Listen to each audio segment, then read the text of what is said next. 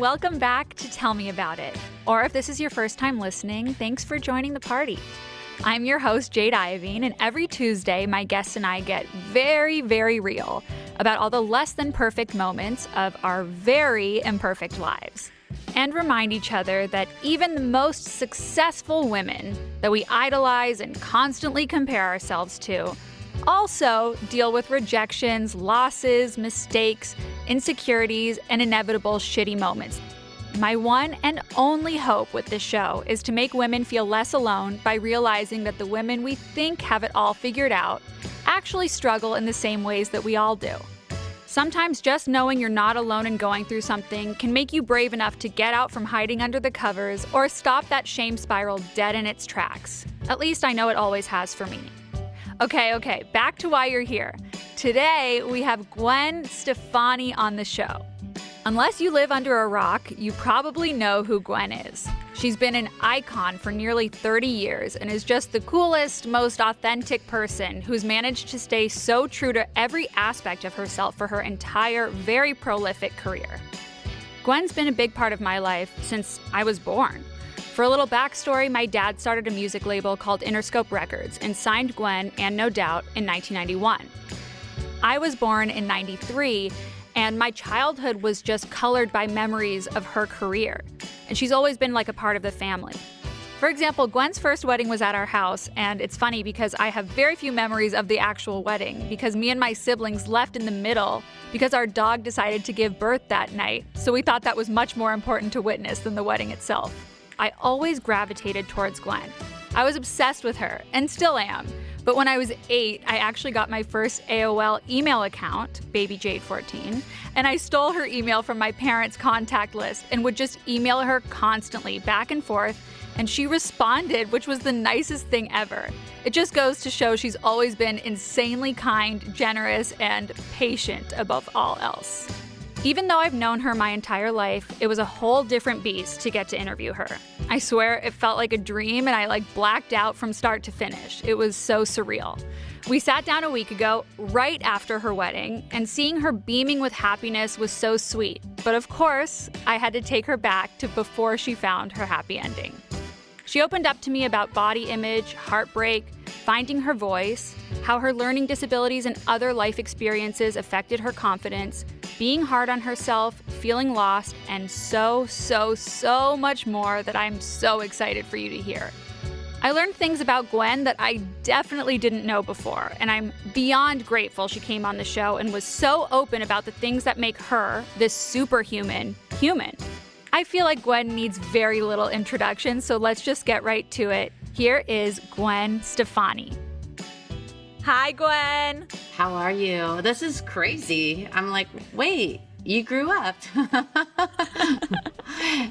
Well, congratulations to Thank start. you. I know, total honeymoon vibes right now. It's my God, are you blissed out? Are you so happy? Yeah, it was literally the greatest moment of one of the greatest moments of my life, obviously. But I mean, it was beyond what I thought it was going to be. But it looked like heaven. It looked like heaven. I'll let you reveal all of the details, obviously, on your own time. But got those boots. Can we just talk about the boots, the cowboy boots? Well, I mean, honestly, you know what was fun about, besides all of it? It was beyond dreamy, but I think the crazy part was it was just so unexpected in my life. Yes. So to try to choose an outfit, right. a wedding gown and all that, it was I had no idea what it was going to be, but honestly, I tried on one dress and then I was like, I don't know, that didn't feel right. And then I tried another one on. I was like, oh, that's the one. And it was like, say yes to the dress. And then I just went with it. And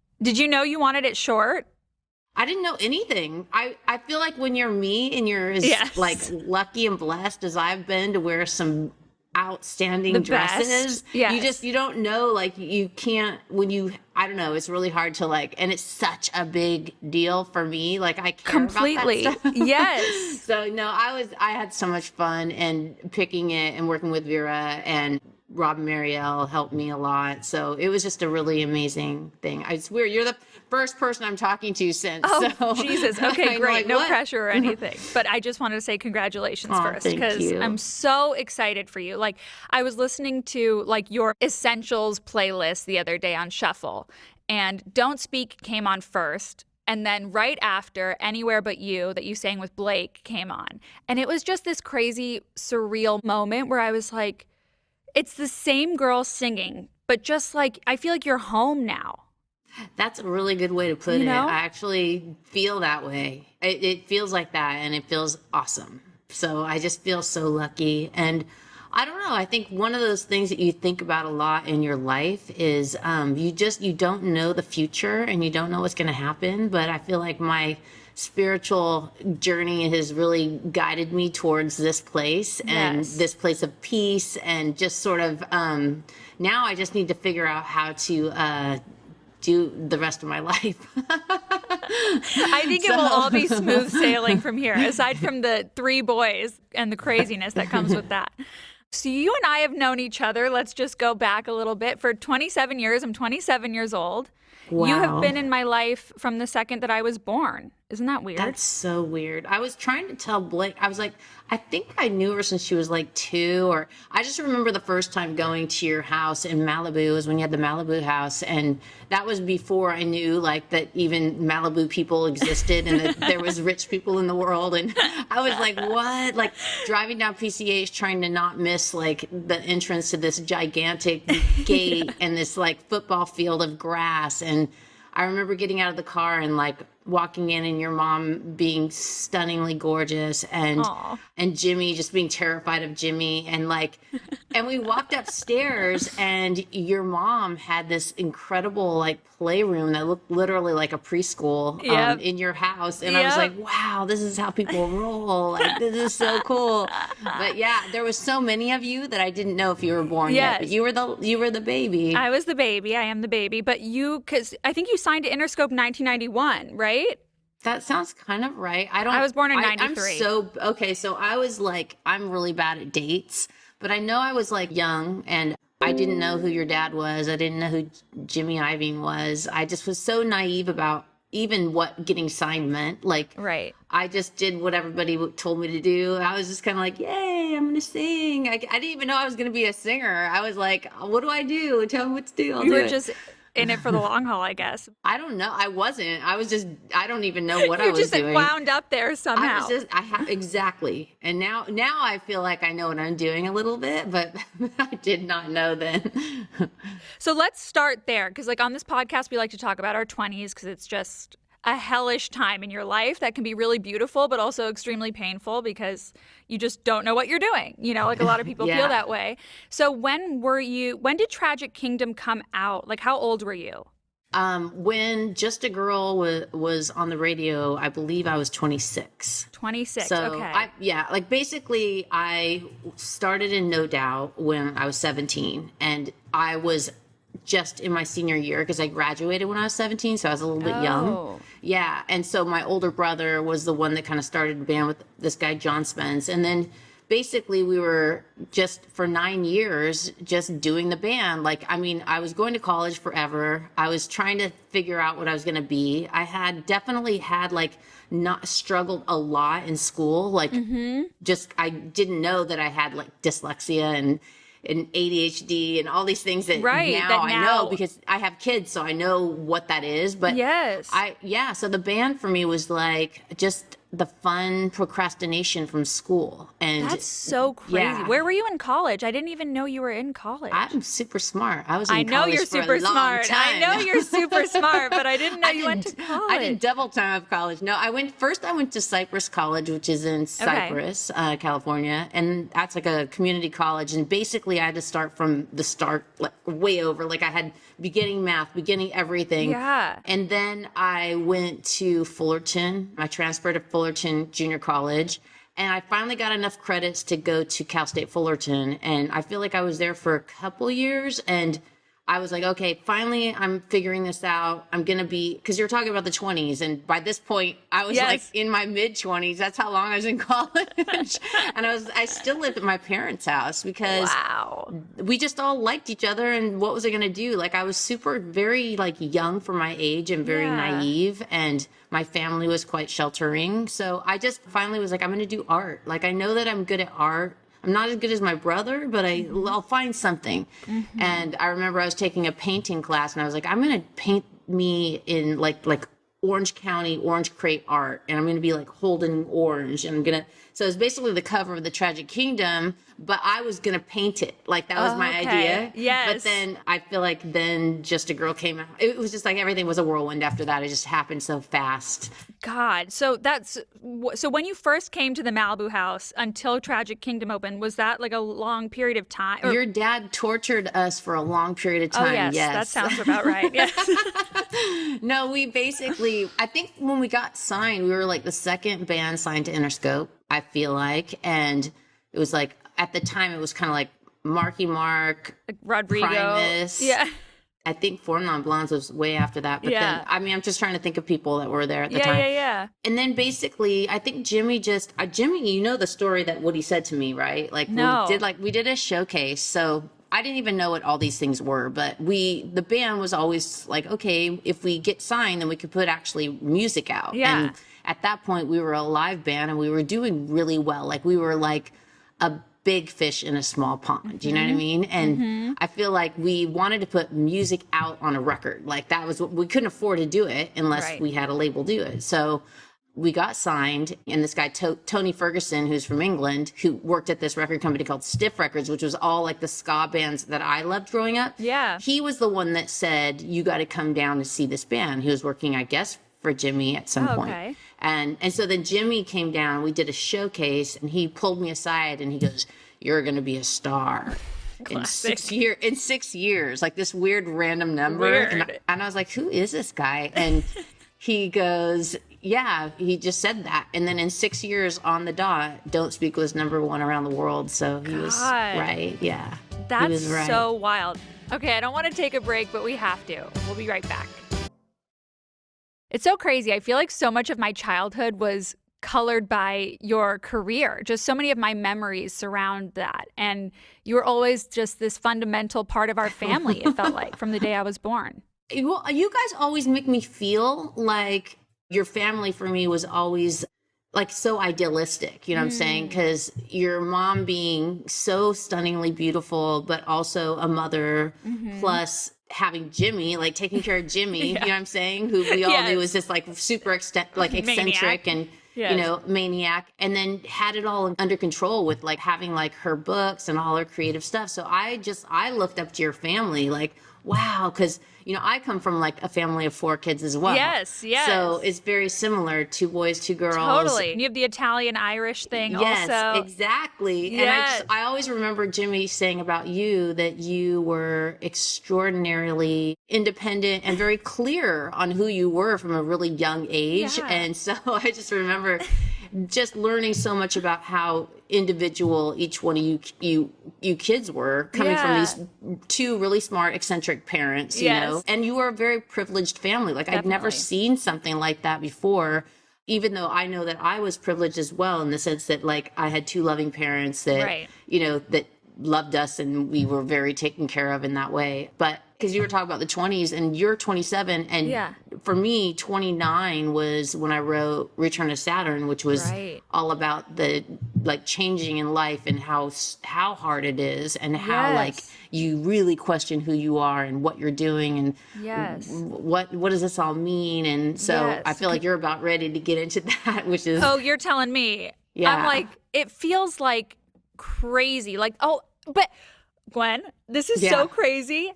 I did not realize that the return of Saturn is like your Saturn return.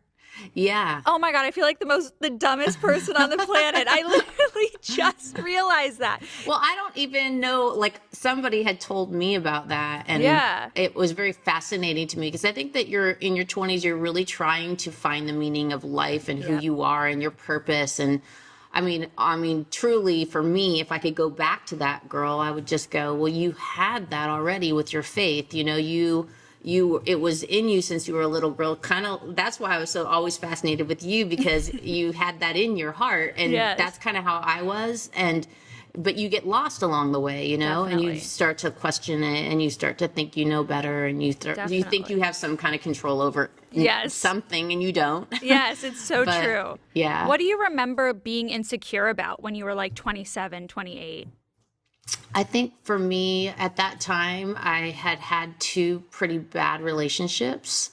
And so there was like a lot of insecurities, but not about me, not necessarily about like, I was such a passive kind of personality back then.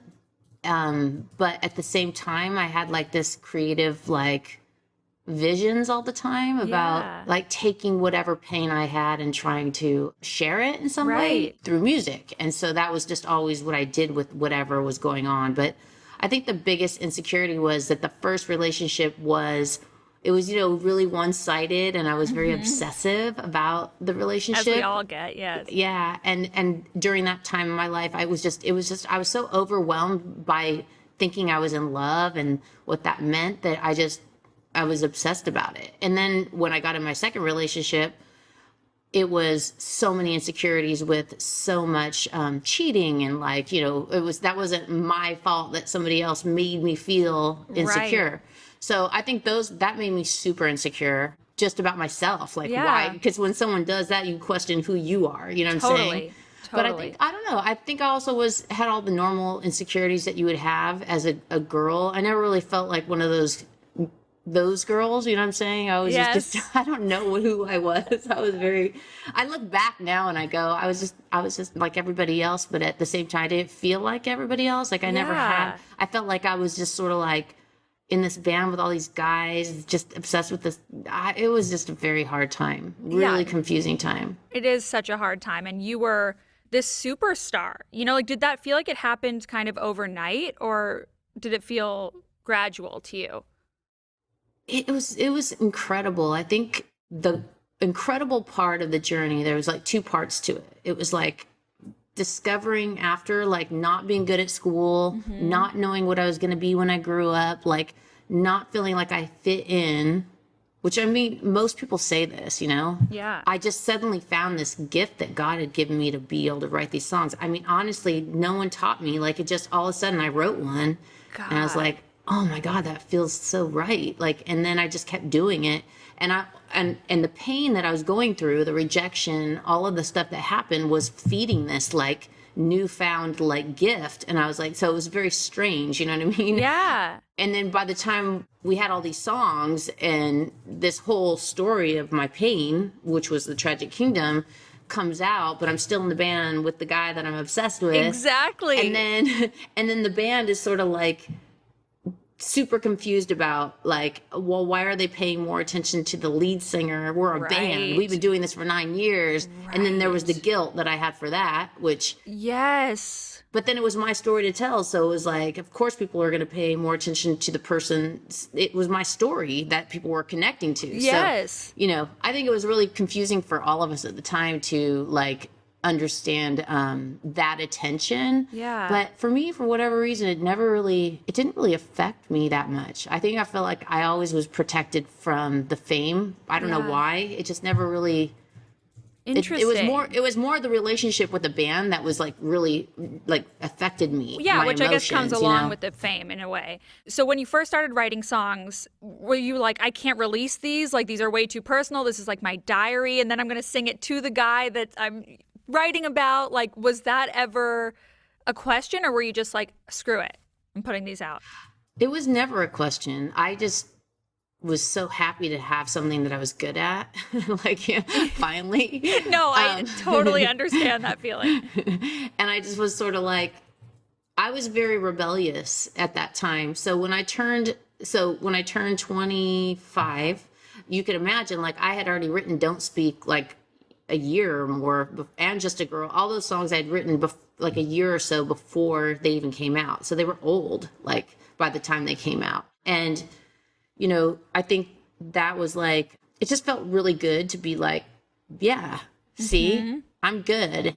I wasn't over it, but I was like, you don't want me, but everybody else suddenly thinks I'm good and see what you're missing out. Like, that's when I went and I like dyed my hair blonde. Like, I really grew a lot during that year after the breakup, and I wrote all that music. That all happened really fast. You know what I'm saying? Yes. And I was very empowered because of that, I think, like in myself, because I felt like, screw it, like I'm gonna go do this then if you don't want me, kind of thing. So there was like that going on. But at the same time, we're talking about Tony, which everybody knows that. Hi, Tony.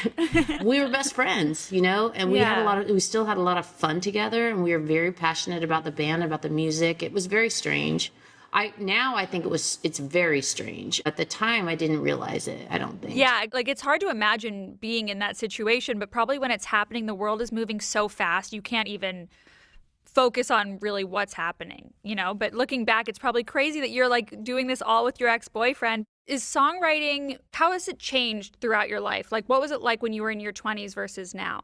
It's changed a lot. Yeah. I think that you'll never be as naive as you are when you're new and naive, and you're only new when you're new, you know? And so you have to really like enjoy those moments because they pass. And I think that talk about insecurity, I think as a songwriter, because it's such a gift that's given to you, and it's not something you have I don't believe have a lot of control of. And if you probably, the more you talk to writers, like even like your mom or anybody that is a creative person, like it's it's almost like you have to kind of open yourself up, and if it's meant to be, if God says that's what's good, then you'll get the song, you know what I'm saying? That's how I always saw it that way, because it's such a miracle even when you're in the middle of it. Totally. What a miracle it is when you receive the song. So I think over the years I've written a lot about, or talked a lot about, how insecure I am about songwriting, because it's just such a bizarre thing, you know. It's hard to, I don't technically know music, I just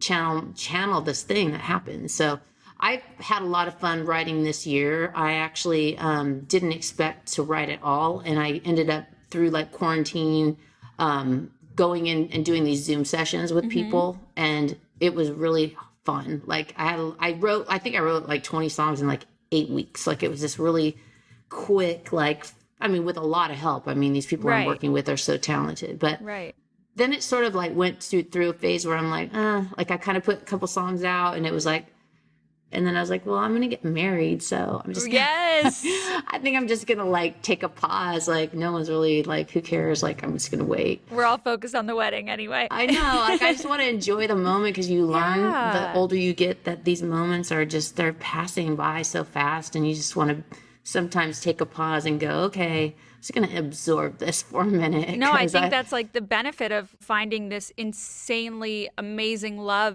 later in life, is that you can actually savor the moments and be in it. Yeah. And be present. So is it easier for you to write songs when you're happy or when you're sad? I don't know. I mean, this album that I just worked on feels like I wanted it to be a happy album. I think every album had an intention, like even if I didn't like know, because you know, Tragic Kingdom was just, it was like the Lord going, this is what you're gonna do, and me just going, oh, but it hurts, I'm hurting, and then I just made this whole record, and I don't even know how I did it. It is a true miracle. I literally had no idea what I was doing. It is a miracle. And then when I came back after a world tour, and, you know, having like, we were gone 2.5 years or something, we came back, and that was a really hard time. That was like right when we did Return to Saturn. And I felt like I really put a lot of pressure on myself to want to like be a good writer and like do it myself and all these things. And I think there's a lot of great writing on the album. And some people say to me that that's their like favorite life-saving. Yeah. It's weird. Like, but for me, like, I wish I could have edited myself more or had more help, you know what I mean? Like to organize it. But are there songs you would have left off or something, or? I think that there's just things about it that I just know I could have done better on that record for me, you know, and I don't listen to it. It's way too painful for me. Like that record has so much stuff in it that nobody would know what it is, but I know what it is. And so I just try to avoid listening to that one. I don't listen to any of them, but I listen to all of them. It's fine. Oh, I love it. It makes me so happy other people listen to them. But with Rocksteady, that was like the intention was joy, you know, like let's just be free and let's just have fun and let's just make something fun. And it was a really fun record. Like the band was finally open for the first time to working with other people. And for me, my favorite stuff I've ever done ever in my life, whether it's designing, whatever it is, music. Yeah. Is collaborations, you know, that's where I think I shine, you know, to 100%. Inspire other people, you know, so that record was like full of so much talent and we were able to sort of like grow as writers, you know. Definitely. And then, so each one is just has a different, and this one was all about like just trying to, again, make something that's fun, that go back to my roots. Like remember when I was in 8th grade and I discovered ska music and reggae and So what's the hardest song? What was the hardest song for you to release? And like maybe that is the same song that's the hardest to perform. Like, is it something from Return of Saturn that's like really vulnerable or like? Honestly, like once they're captured and the songs feel like these little like, I don't know, they capture that time, like that period, and it feels like it's like you healed after you have it, and so you don't really. It's not like you don't go back every time when you're singing the song and remember what it was about, but it doesn't have the same. I don't know how to describe it. Like, I know what you mean. It doesn't like have the same hold on you. A lot of the songs that are the really crazy ones for me weren't the singles anyways. They're the songs probably a lot of people didn't hear. The deep cuts. Yeah. Yeah. So when do you feel like you first found your voice? Because to everyone else with your pink hair and bindis and braids, it's like you were just larger than life and always have been, with red lips and like just the North Star of feminism and cool and everything. You know, I have a feeling that it didn't always feel that way to you. Do you remember when you found your voice? Well, I have always been very like lucky to have a vote and like to like people to like, as far as my small circle, you know, my opinion was always respected. And so like I'm going to talk about like my small circle, that's like my band, you know what I'm saying? Like we all had our roles that we played and that we were good at. And I think we all kind of stayed out of each other's way and leaned on each other. And that's why I think we were a band for so many years and we were friends, you know? And so, like, even though like we talked about, there was things that were hard for us, at the same time, we all took it so seriously in the sense that we loved it so much and we were so passionate about what we did. So I think that like, it was just once I could write a song, that's when I feel like I found my voice. Like the first song I ever wrote was a song called Different People, which I always love bragging. Like that I actually ended up that song on Obama's playlist. Cause it's it was such an innocent, like even when I listen to it, I'm like, you know, you'd be embarrassed. You're like, ooh, that's my first song. I feel like once I learned that what writing a song is, like what it could feel like, it's so addictive. Like once you write the song, you just want to like watch it and hear it over and over and over again. And then once it kind of comes out, then you just never listen to it again. But it's almost like the dream of what it is. I don't know how to describe it. It's like the process of being creative is what I love more than even like eating the cookie at the end. Like it's more about the dream or like what it could be or what people might think. And like that's the part I'm addicted to. So that's why I think I got to a point where even right now at this time in my life, writing this record, writing it was what was so amazing. Like the dream of it. That's what you'll remember. It, you know? I love that. God, I just love seeing you like so happy. But of course, I have to take you back. So let's go back to regarding finding your voice. Take me through the process of when you decided to start your solo career. Because I know that must have been really hard with the band. And, you know, did that take a whole new level of finding your voice to do that? I think so. I think a lot of the stuff, because the way I believe is that there's a plan, a bigger plan. It's all out of your control. And so I think that when I we had done the Rocksteady album, there was such a feeling of satisfaction in that album. And I could tell, like, even like just the way people saw our band, it was different. Like, it just felt like we were in like a really, that we got our Grammy, like it just felt like a really cool part of our career, that whole album. Yep. And Adrian at the time had gotten married. He was the first one of us to get married. And because we were so serious about the band and our relationship to each other and dedicated to each other. So getting married is like, that's a huge change, you know? And they wanted to have a baby, and it was time for us to take our first break that we were ever going to take. And you could tell that Adrian was getting burnout. And now, like at the time, I was a little bit like, wow, he doesn't care as much about the band, you know, but now that once I got married and had kids, then I could see what happens, it changes, you know? And so we decided we were going to have a hiatus, like have a break. And it was, I don't remember going, oh, I want to do this now. It was literally an automatic thing there. I was like, I want to do a dance record. I was like, yes, I'm going to do this. It wasn't anything to like break away from the band. It wasn't anything to try to like have this huge solo career. It was just like, I did that kind of music, but there's this other kind of music that was the backdrop to my life in high school growing up that I wanted to like almost, it was almost like a guilty pleasures type album. Like, you know, this other kind of music that I loved as well. So, you know, me and Tony, like we talked about it. I was like, it's the kind of music that me and Tony liked too. You know what I'm saying? Tony actually turned me on to a lot of that music. So I was like, you can help me do it. And it was just sort of like, it was going to be this kind of artistic project that there was no rules. And that's kind of how that started. But it was very like a snowball effect, because I was so in such a creative, like inspired place in my life. I wasn't married yet. I didn't have children. I was like, I feel like I might have just gotten married during that time period. I can't remember.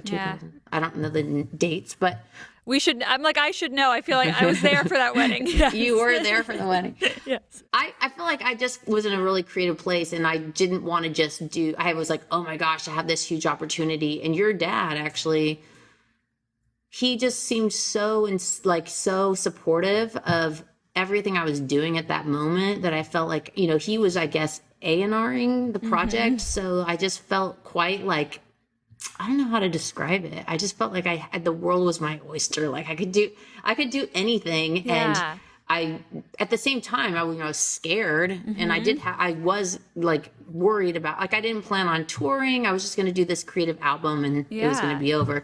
But once I put the record out, and like every song that was written, it just, more ideas would come. And the idea of finally having this imaginary girl posse, you know what I mean? Like that would take me back to Japan, which was like, you know, my fantasy, because basically my obsession with Japan was that my dad worked for Yamaha motorcycles my entire life. So it's a Japanese company. So he would travel there, and you have to think like back in those days, we didn't have the internet or cell phones or anything. So we weren't connected in that same way. So he would come home, and I'm like 5, and he would bring me a kimono, or he would bring me like Japanese candy, or like things that would be these huge treasures. And he'd been gone for like 3 weeks. Like it was different back then. So I was always obsessed with wanting to go to Japan. Like, and then when I finally got to go in the 90s with No Doubt, I fell in love with this Harajuku, which my dad had told me about this area, Harajuku. So like when I went there the first time, I was like, okay.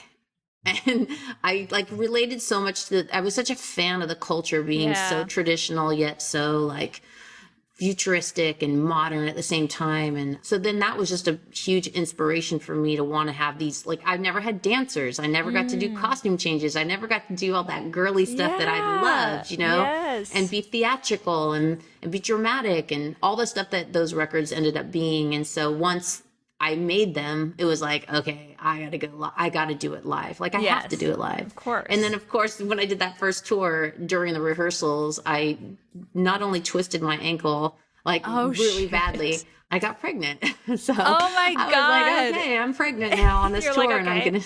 I was throwing up like I literally got nauseous during certain songs because like God, I got nauseous during this song called Serious because I used to I love spell that song. Yes. Serious. I'd be like so worried I was going to spell it wrong that I would get Was sick. that the only time in your life you retired the crop top when you were pregnant?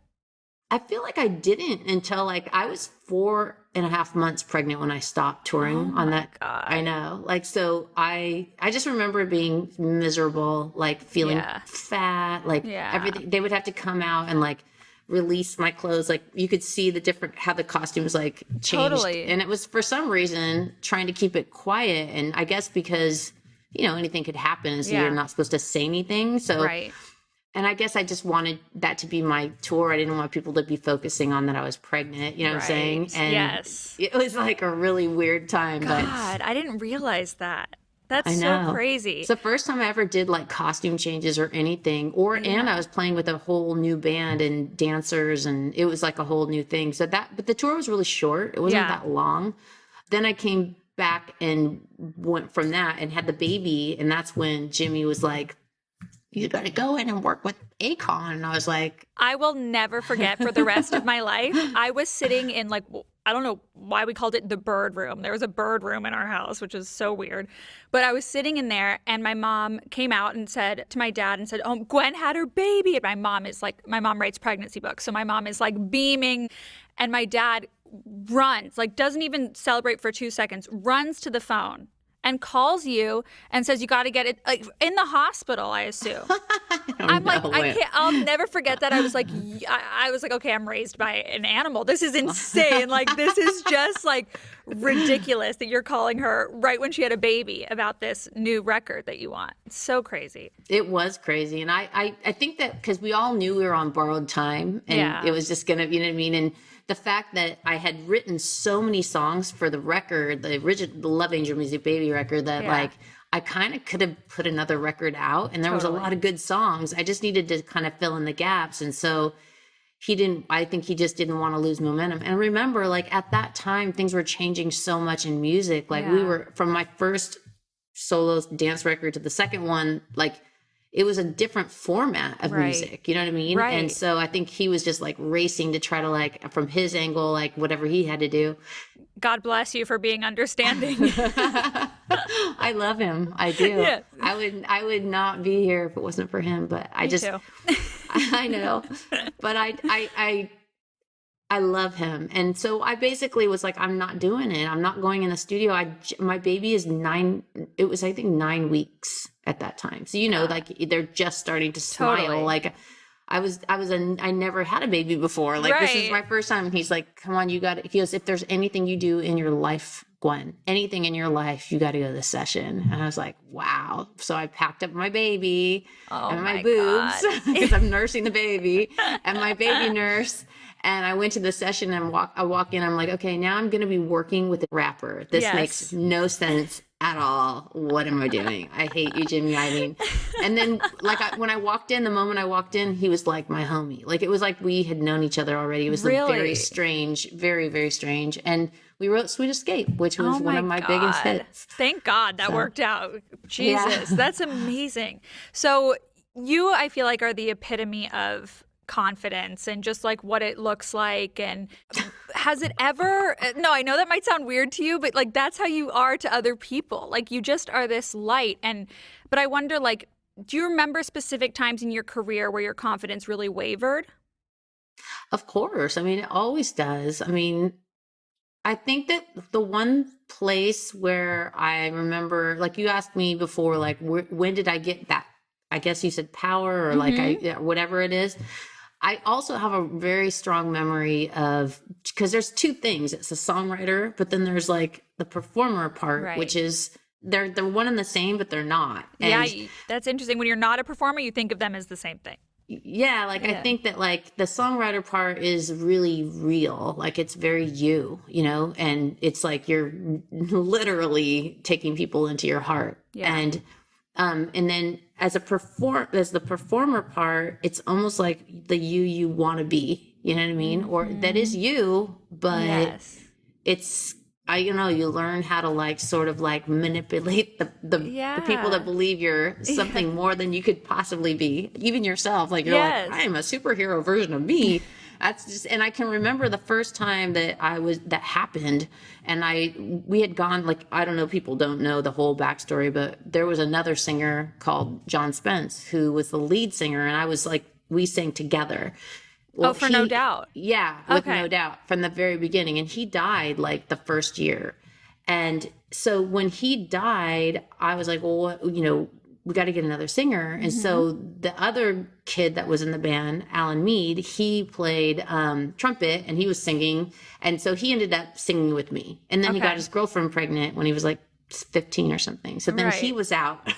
So then it was just me. And I can remember one of the first shows we ever did, and it was just me. I just remember something coming over me on stage, and it clicked, and it was like this superhero thing that happened. And I can remember walking to the car, like we were playing some tiny club, and I was walking to the car in the parking lot on the way home going, oh my gosh, like, that feels so good. Like that feels so real and right. But even though it was like I was faking in a way, it's hard to describe it. So it was just like again, like this channeling thing that happened. Yeah. So I think being able to like take the songs and, I don't know, like share the truth of what happened to me on stage in a theatrical way is just something that makes people believe that I have confidence, but I'm just a normal person.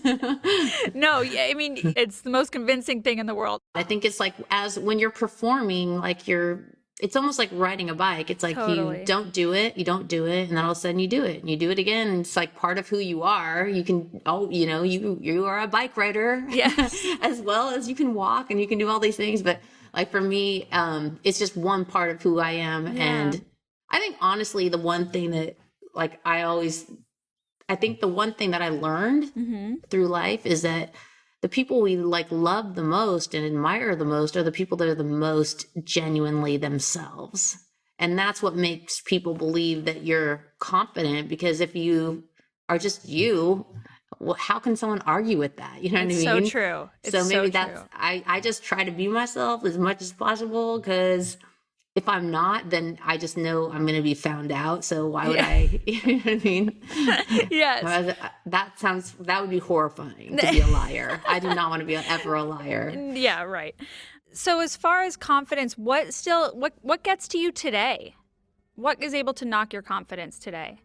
I feel like the one thing that comes with growing older is you sort of really, like right now, because I'm not really focusing on career as much. I feel like I rang that bell a few times, and it's like once you ring it, it's great. But like I said, you really realize that it's the journey that you're on as opposed to winning. And so, because number one feels the same as being in the garage and the Beacon Street house. And like, it's like, it kind of doesn't really change anything. I mean, having the freedom of like winning financially is wonderful, because then you can continue to be creative and be indulgent and all those things. Of course, that was like a great thing to happen, which I left my parents' house on tour, and I had like $1,000 in a bag of makeup. And so I hadn't even moved out of my parents' house. So oh my God, I definitely I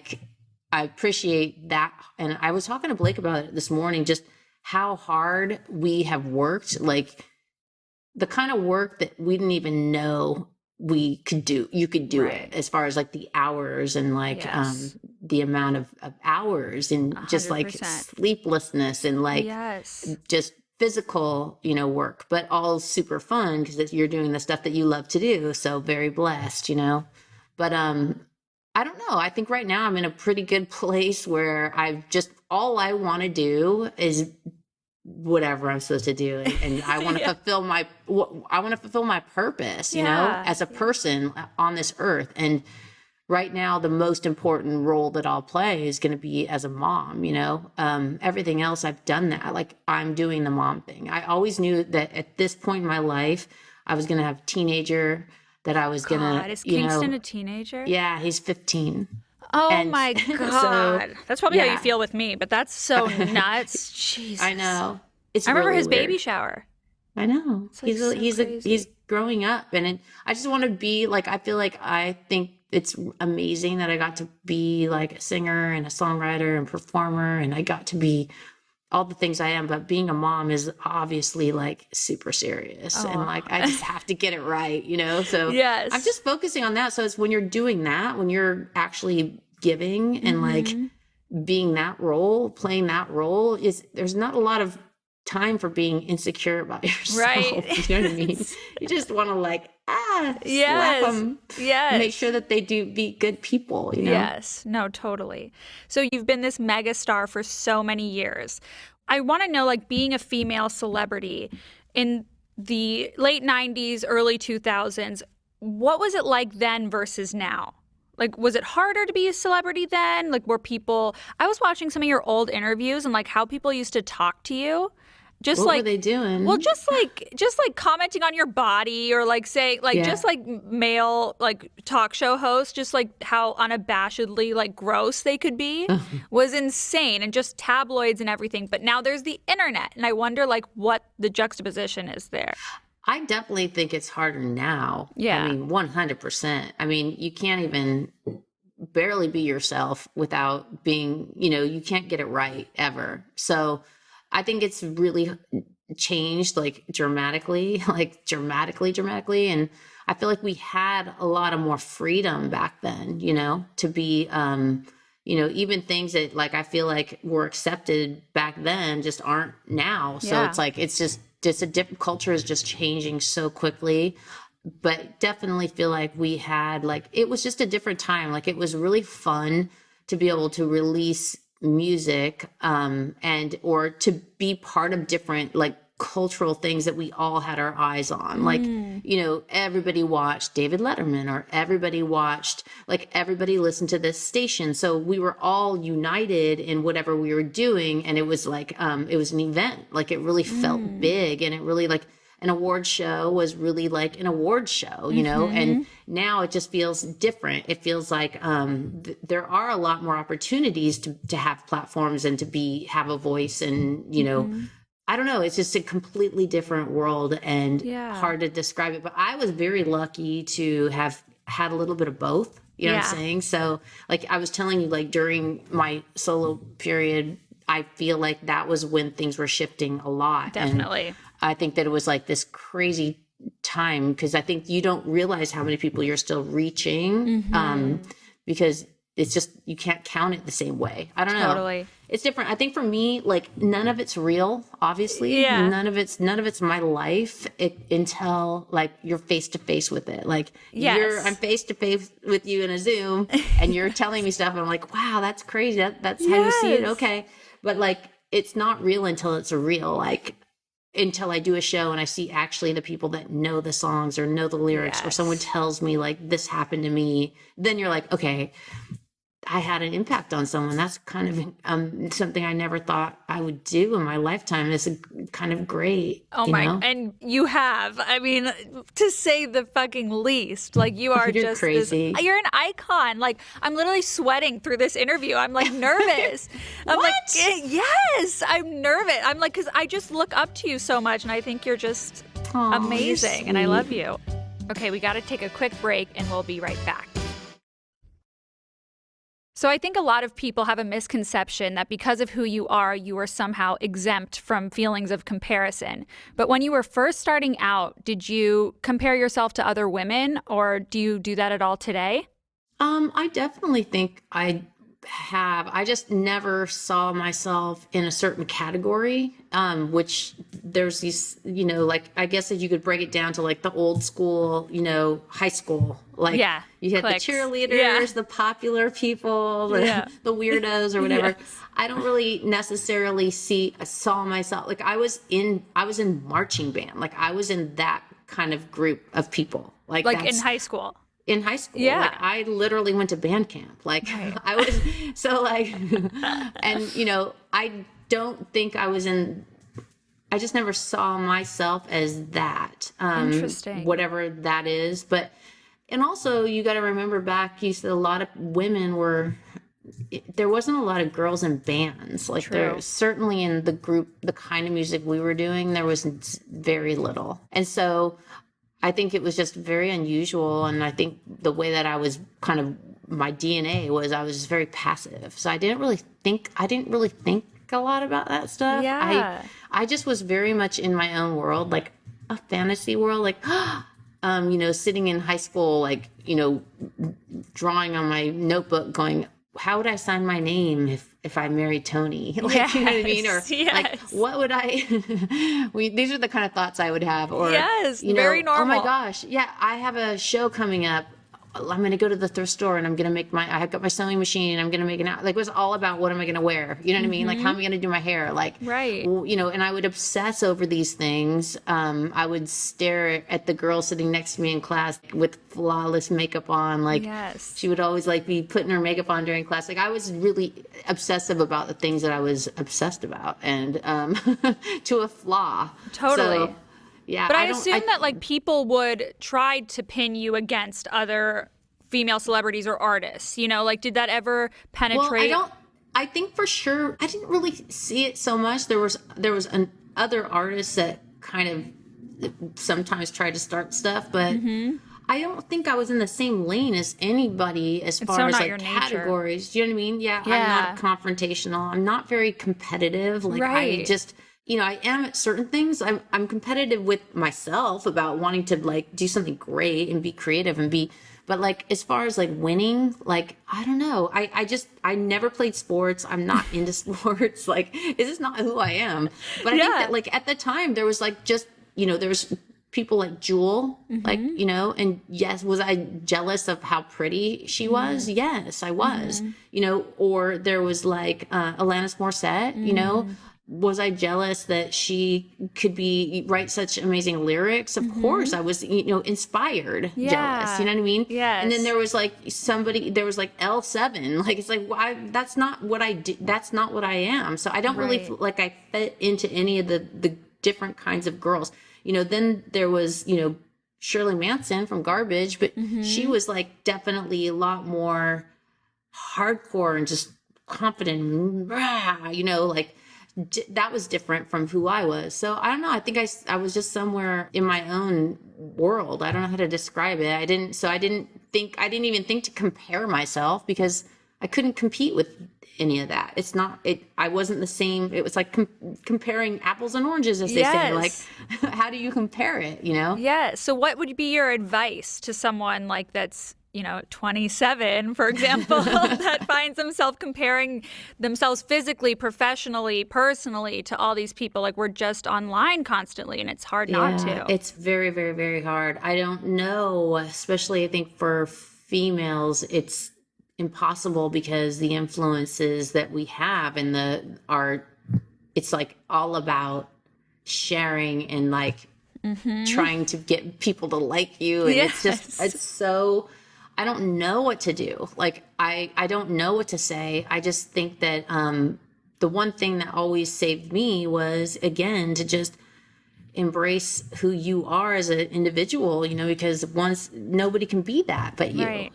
And it's like, it's kind of an obvious thing, but it's not easy to do. Right. But I don't know. I think we all have something that we're good at, and I think you just need to like really open your eyes to what that is, and then Yeah.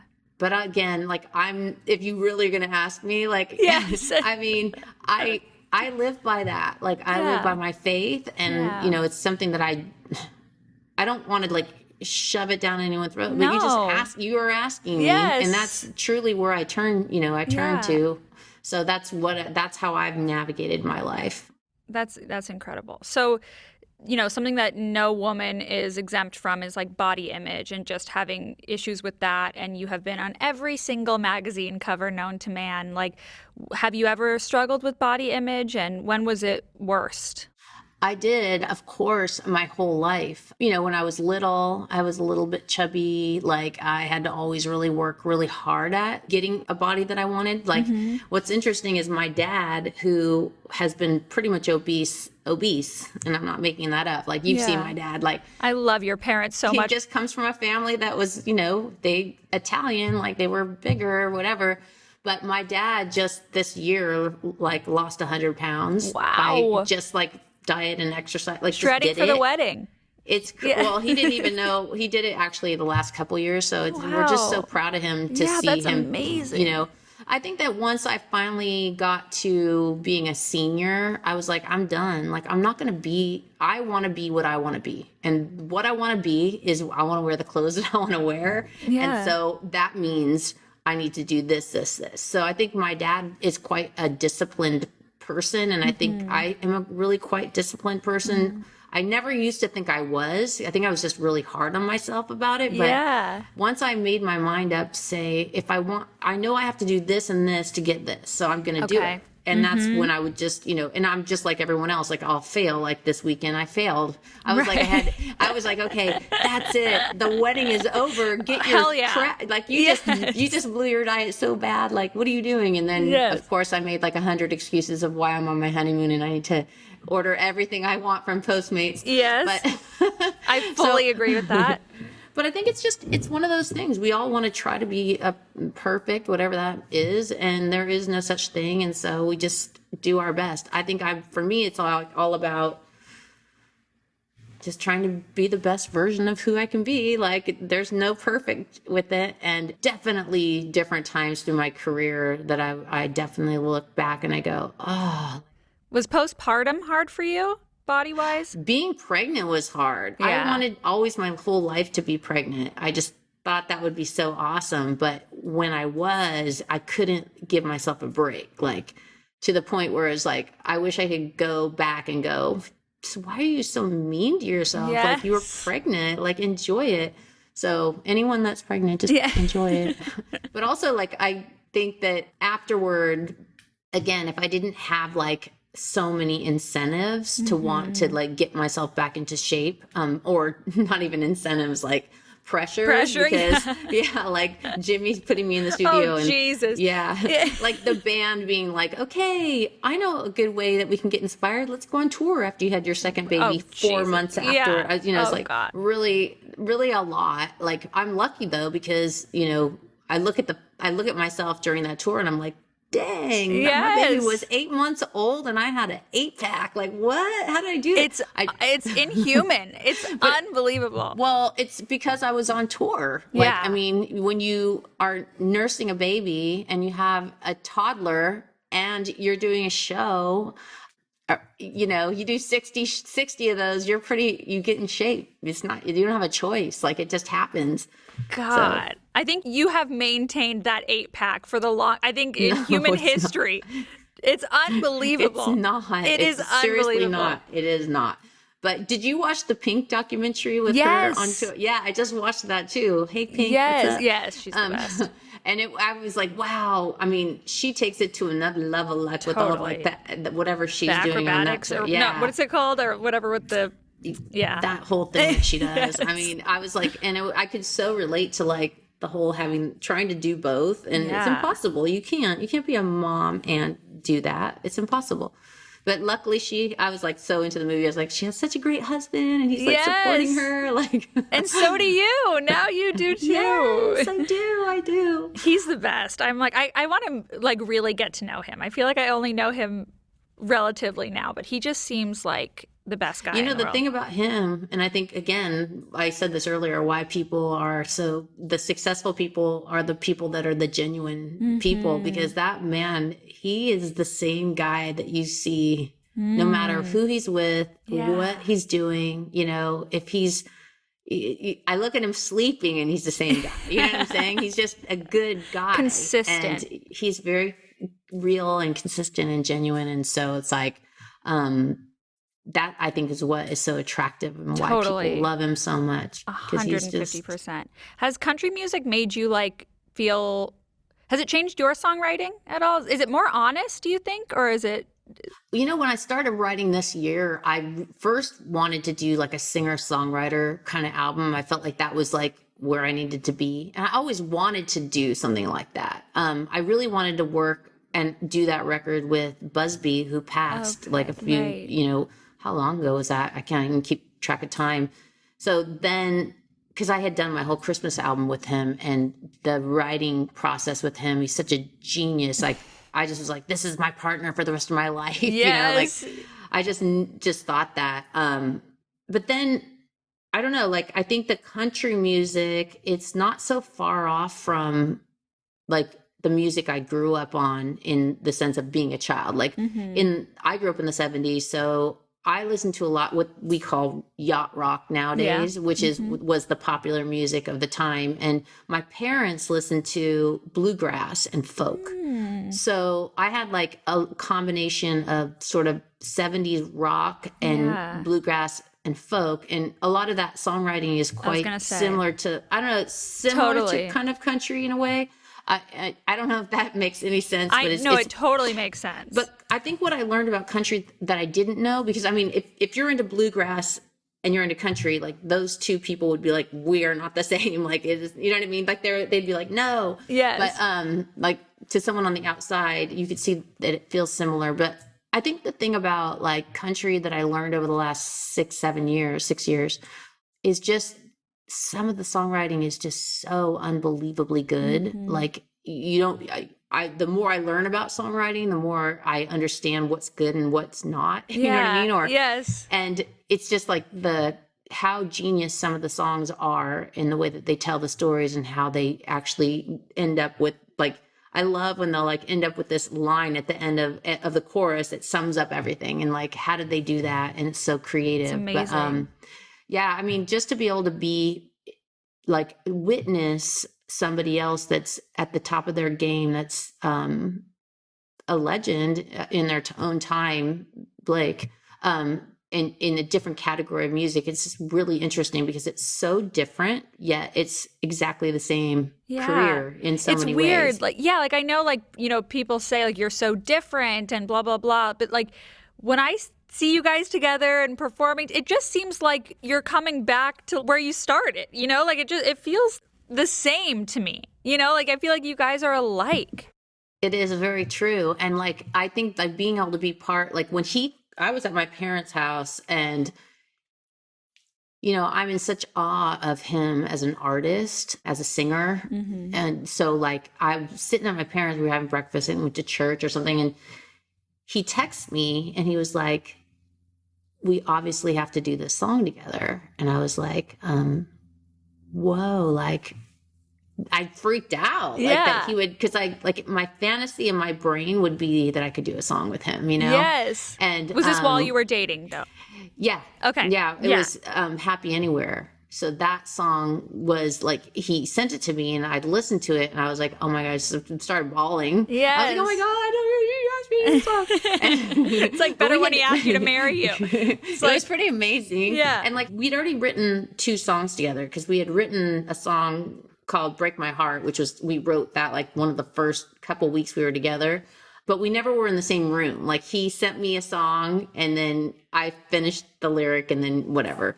And then the next song we wrote together was our Christmas song, which again, he sent me part of a song and then I finished the song. So to be on a song like Happy Anywhere, which is such a fun and totally different from anything I've ever done. I mean, that is a country song. That is like a country song. It's such a simple, amazing song. And so we recorded it, and then his record's about to be done, and we're in the gym and we're working out, and he starts playing this other song called Nobody But You. He was listening to it because like he'll like get songs and like just play them for me, and he always gets these incredible songs sent to him. Like, the whole world is writing him these amazing songs. And I was like listening to it and going, oh man, I wish he would have put me on that song. Like, in my heart, Yeah. And he just like turned off the song and goes, shit, I wish I would have put you on this song. And he's like, I'm putting you on this one too. Yes. Thank God. So then that song ended up coming out first, and then Happy Anywhere came out during quarantine, it was kind of perfect. But to be part of, and the community, you know, was so unbelievably like generous to me and kind and welcoming. And it did feel very natural. And to be able to get up on stage and perform with him, and which we get to do something coming up, and because his tour is happening. So I get to get up on stage with him a couple times. But yeah, that was an incredible, unexpected thing to be part of. And we had 2 #1 country hits on radio, which is like... It's weird. It sounds like your voice, like, I don't know, the resonance in some way. It just totally fits. I don't know what it is either. I just felt like, meant to you know, for me, like to be able to bounce in so many different categories and genres through my entire career has just been probably, and not just in music, but to be able to travel the world and be part of different cultures, all that stuff. That's like the blessing of life, really. 100%. Like just to have that variety and like, and to be able to like understand culture. Like, I mean, the country music culture, it's like, it's such an amazing thing that I just had no idea about, you know? So true. Okay, I'm going to ask you like 3 more questions and then I will let you go. What are you hardest on yourself about? And has that changed since your 20s?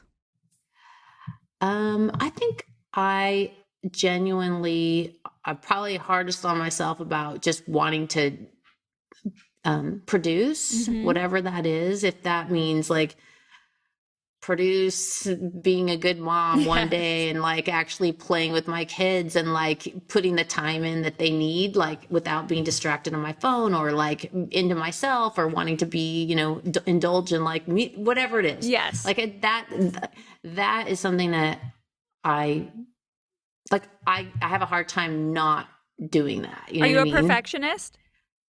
I don't think I'm necessarily a perfectionist. I'm an obsessionist. I definitely have obsessive like nature. So like, for example, like it could be, this would be a good example and embarrassing, but I'll share it because I don't give a shit. Like yesterday we had nothing. We were doing nothing and we were watching movies and we were like, I was like, I'm going to shop online, like whatever, you know? And so I started shopping for ramen noodle bowls. Okay. Which I was very, very obsessed about. Like I love vintage china. Yes. I love dishware. I love that stuff. I always have my whole life. Like I love antiques. I love anything old. Like I think most people know that about me, but I do. So like, I think I looked for like 3 hours.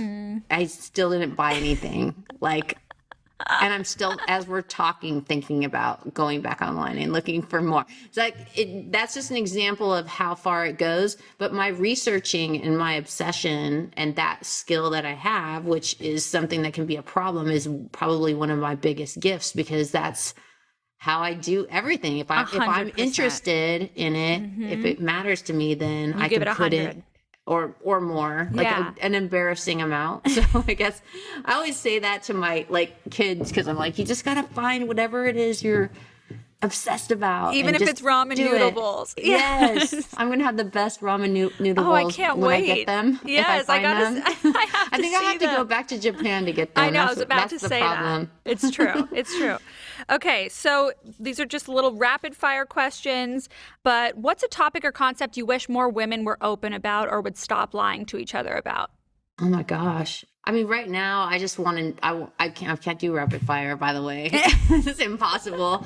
I would say I would want to know more about just being a mom, like raising kids. Like, what's the right thing to do? You know? It's hard. Oh my God, it's like the wild, wild west. It's so, I don't know, but it sounds hard. Okay, what's a way that you're working on yourself these days? Are you in therapy or is it something that you're reading, working out? I just got a trainer for the first time in probably 6 years. So no way. That feels really amazing. See how long my rapid fire question answers are? But yeah, I've been working on my fitness. I have Vegas coming up in October. I'm so excited. So I have quarantine. Like I got to get really like, because I won't be able to sing and I can't physically do it. It's true. It's like an endurance game. Yeah. It's hard. That's what I'm working on right now. Okay. And two last things. What's something that people that follow you on Instagram would be surprised to know? Or like, what's the most off-brand thing about you? I like shopping for noodle bowls. Yes. I don't know. I think that people would be surprised to know that I'm just like them in Yes. so many ways, and I'm nothing more than that at all. Yes. I beg to differ, but yes. What is like the most embarrassing or weirdest thing that you do when Blake's not home? When you're home alone? Oh, probably that obsessive shopping Yeah. and not buying anything thing. I do that too. Yes. Okay. So what do you have coming up? Everyone knows where to find you on Instagram and everything, but when does the Vegas residency start? I think I have the first show in October, and it's really going to be probably my last. I don't know if I'm even what I'm supposed to say about that, Okay. but I'm planning to do 8 shows. I think it is. Is it 8? And that sounds like a very small amount compared to the 60 that. Yeah, so I think that's going to be done with the Vegas thing, which was incredible. And then I have the record, and just trying to decide if I want to write some more songs or not. Your dad, by the way, has always God. made me so paranoid that I don't have enough. I haven't done enough hard work. Yes. Oh my God. But yeah, I've been kind of like working a lot with somebody that I just started working with that I got really happy about. So I might go back and do a little bit more of that. And I have some other stuff up my sleeve, but I'm not sharing it yet. Okay, perfect. Well, we can't wait. Thank you so much. I love Thank you. Seriously. I'm so happy that you turned out to be such a good girl and you're Thank doing you. your thing. And Thank like, you. like I said, your family's always been such an inspiration to me. And Oh, we love to you see so you much. at 27, like doing your thing, you're so beautiful. Thank you. You're the best. I love you so much. Like, Thanks for seriously, having me. I really appreciate you doing Aw. this. Seriously. Thank you. Thank you for having me, and I love you too. Thank you. Take care. Mwah. Bye, guys. Bye. Okay, that definitely goes down as one of the top 10 moments of my life thus far. I hope you guys had fun hanging out with us. That interview was just so fun to do, and she's just the greatest of all time, which we all know already.